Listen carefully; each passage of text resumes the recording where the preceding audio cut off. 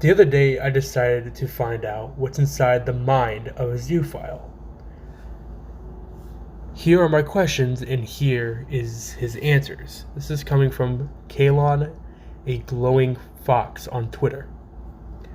How long have you been a zoophile for?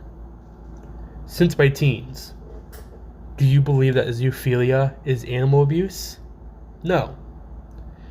If pedophilia is wrong, how come zoophilia isn't?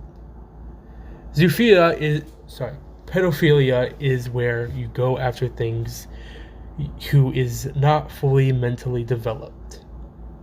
Whatever that's supposed to mean. Can animals consent to sexual intercourse? Of course. Do you believe zoophilia should be legal in all 50 states and the rest of the world? Why do you think